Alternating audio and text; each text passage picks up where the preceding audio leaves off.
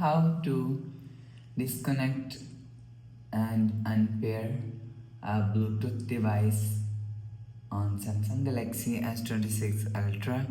So let's start the video. First of all, go to app library. Now here, so click on settings app. Now in settings, scroll down and click on connections. So after click on connection, you will see third option is Bluetooth. So click on Bluetooth.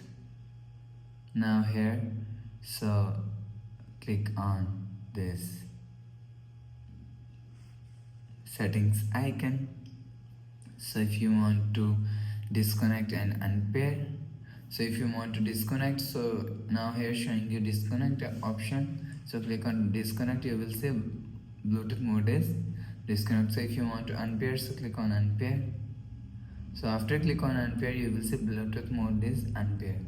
So after the process, go back to home screen, refresh phone. So that's how you can disconnect and unpair a Bluetooth device on Samsung Galaxy S26 Ultra.